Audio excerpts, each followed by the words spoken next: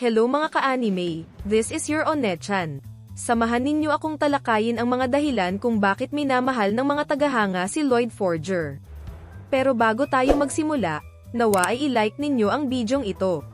At kung bago ka pa lamang sa ating channel, maaari ka na ring mag-subscribe at pindutin ang notification bell para lagi kang updated sa ating mga reviews and videos. Tara magsimula na tayo.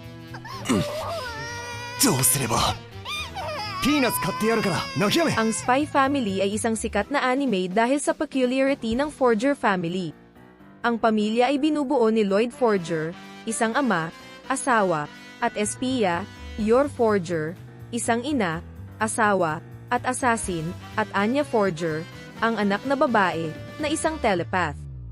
Hindi alam ni Lloyd at Yor ang tunay na propesyon ng isa't isa, habang ang kapangyarihan ni Anya ay nagpapahintulot sa kanya, na malaman ang lahat tungkol sa tunay na pagkakakilanlan ng kanyang mga magulang at mahalin pa rin sila. Anya! Wak-wak! Sa kabila ng pagiging peking pamilya, sinisikap ng bawat miyembro ang kanilang makakaya upang magampanan ang kanilang tungkulin. Ang mga tagahanga ay lalo ngang namangha kay Lloyd Forger, aka Twilight, na gumaganap ng perpektong papel ng isang asawa at ama. Si Lloyd Forger ay isang nakakaintriga na karakter ng Spy Family na may mga kawili-wiling katangian. Pag-usapan natin ang 5 dahilan kung bakit mahal ng kanyang fans si Lloyd. Una ay, mayroon siyang top-notch na katalinuhan. Bilang isang mataas na ranggo na espiya, si Lloyd Forger ay nagtataglay ng katalinuhan na higit sa karamihan ng mga tao. Ang kanyang kakayahang mabilis na pag-aralan ang mga sitwasyon at kumilos ng naaayon ay ginagawang matagumpay siya sa kanyang mga misyon, na nagpapataas ng kanyang reputasyon. Dahil sa kanyang kakayahang mag-isip ng tama, lumikha siya ng isang peking pamilya at niloko ang mga tao sa paniniwalang ito ay totoo. Ginagampanan din niya ang karamihan sa kanyang mga misyon sa pamamagitan ng pagbabalat kayo bilang isang miyembro ng organisasyon ng kaaway. Nangangailangan ito ng mataas na kakayahang umangkop at katalinuhan. Pangalawang dahilan ay, taos-puso niyang ginagampanan ang kanyang trabaho. Maging ito ay isang espiya o isang pamilya, si Lloyd Forger ay isang masigasig na gumaganap sa kanyang tungkulin. Sinusubukan niya ang kanyang makakaya na hindi mahuli sa anumang paraan. Nang malaman ni Lloyd na hindi siya gumugugol ng sapat na oras sa kanyang pamilya, nagpasya siyang magplano ng weekend outing para kasama sila gaya nga ng napanood natin sa animated series nito.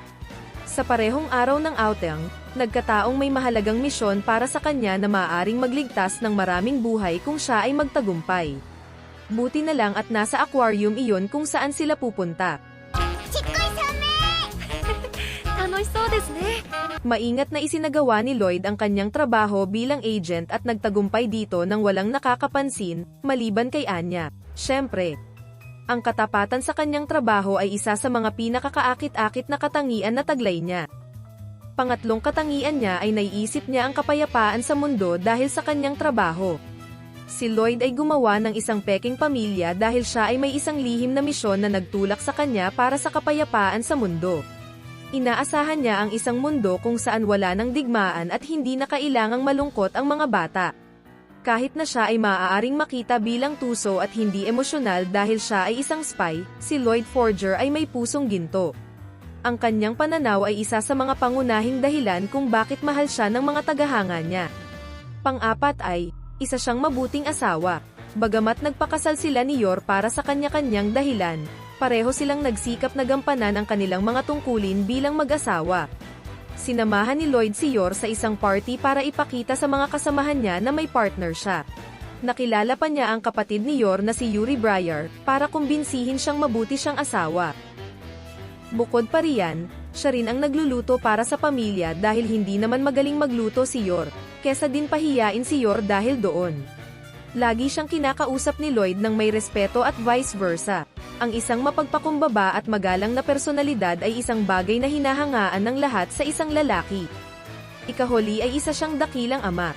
Kahit na inampun niya si Anya para lamang sa kanyang lihim na misyon, sinusubukan ni Lloyd Forger ang kanyang makakaya na maging mabuti sa kanya at hindi siya matrauma sa anumang paraan. Naiintindihan niya na siya ay isang bata lamang na kailangang mahalin at alagaan. Kaya naman hindi niya ito pinipilit na mag-aral ng husto kahit kailangan itong makakuha ng magandang marka para maging matagumpay ang kanyang misyon. Pinapasaya ni Lloyd si Anya kapag malungkot siya at sinusubukang ibigay ang gusto niya, gaya ng gagawin ng sinumang ama. Tumigil pa nga siya sa paninigarilyo dahil nakakasama ito sa bata.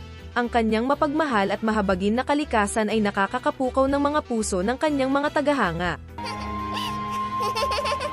いや子供が泣かない世界を戦争のない世界を維持するのが俺の使命 Si Lloyd Forger ng Spy Family ay isang peace-loving man na gagawin ang lahat sa kanyang mga kamay upang maabot ang kanyang layunin.